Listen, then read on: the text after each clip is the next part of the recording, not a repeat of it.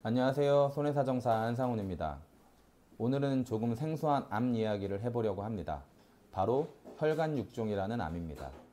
이름만 들어도 낯설고 무슨 병인지 감이 잘 안 오실 텐데요. 사실 흔히 듣는 위암이나 폐암, 간암처럼 발병률이 높은 암은 아니지만 막상 진단을 받게 되면 치료비 부담도 크고 무엇보다 보험금 청구 과정에서 분쟁이 자주 생기는 질환입니다. 혈관육종은 혈관을 이루는 내피세포에서 발생하는 악성 종양입니다.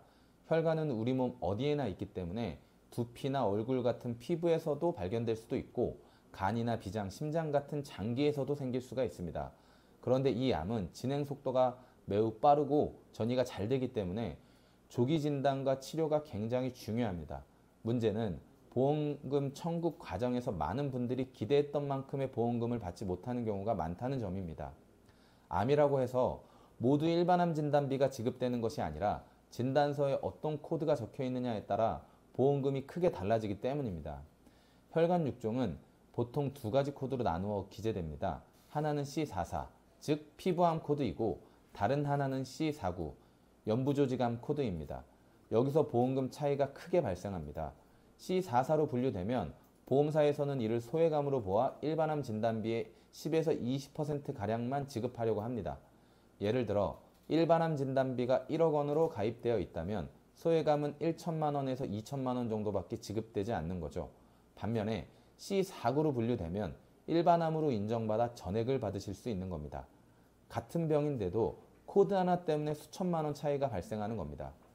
그럼 왜 이런 일이 발생하는 걸까요? 이유는 간단합니다.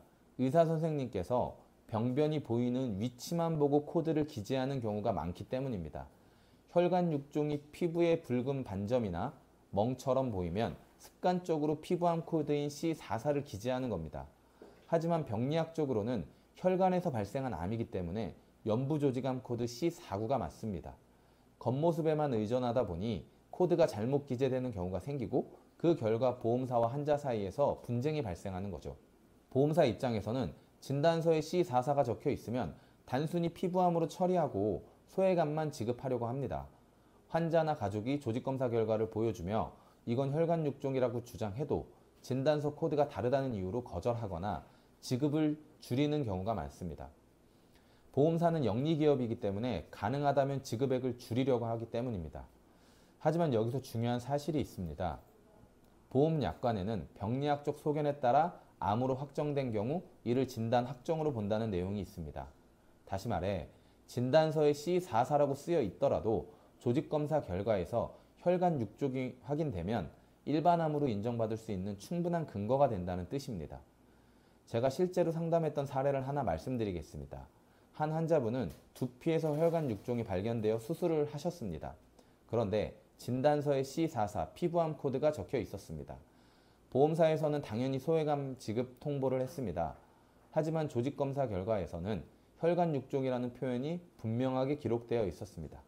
결국 이 환자분은 조직검사 결과를 근거로 제출했고 일반암 진단비 전액을 받을 수 있었습니다. 이 사례에서 알 수 있는 건 단순합니다. 진단서에 적힌 코드만으로 포기하지 말고 반드시 조직검사 결과를 확인해야 한다는 겁니다.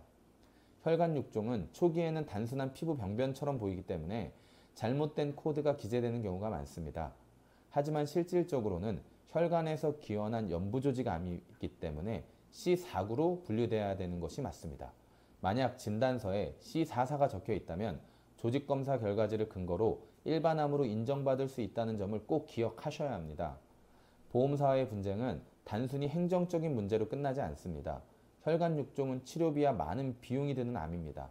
항암치료, 방사선치료, 수술, 추적검사까지 이어지면 수천만 원 이상이 들어가기도 합니다. 그런데 소외감으로만 지급된다면 이 비용을 감당하기가 어려워집니다. 환자와 가족은 경제적인 부담으로 인해서 치료를 포기하거나 빚을 져야 하는 상황에 놓일 수 있습니다. 그래서 진단 코드 문제는 단순히 코드상의 착오가 아니라 환자의 생존과 직결되는 문제입니다. 그렇다면 환자나 가족이 해야 할 일은 무엇일까요? 첫째, 반드시 조직검사 결과지를 확보해야 합니다. 진단서보다 더 중요한 자료입니다. 둘째, 진단서에 적힌 코드가 실제 조직검사 결과와 맞는지 확인해야 합니다. 셋째, 코드가 잘못 기재되었다고 판단되면 전문가와 상의하여 보험사에 이의를 제기할 필요가 있습니다. 혼자서 대응하기에는 보험사의 논리를 이겨내기가 쉽지 않습니다.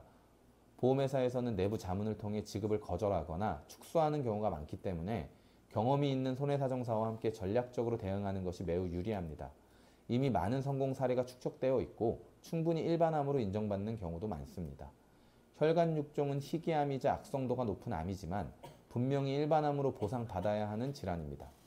논리의 본질은 보험사 약관이 아니라 진단서의 코드가 잘못 기재되는 문제입니다. 그렇기 때문에 환자와 가족은 조직검사 결과지를 반드시 확인하고 병리학적 근거를 토대로 대응해야 합니다. 코드 하나 잘못 기재됐다고 해서 정당한 권리를 포기해서는 안 됩니다. 보험금은 단순히 돈이 아닙니다. 오랫동안 납입해온 보험료에 대한 권리이고 치료와 회복에 꼭 필요한 자원입니다. 혈관육종처럼 치료가 길고 비용이 많이 드는 암일수록 보험금의 의미는 더 커집니다. 진단서 코드가 C44라고 해서 낙담하지 마시고 병리 결과지를 근거로 일반암 보상을 요구하시기 권해드립니다. 저는 손해사정사 한상훈이었습니다. 오늘 말씀드린 내용이 혈관육종으로 어려움을 겪고 계신 분들께 도움이 되길 바랍니다. 감사합니다.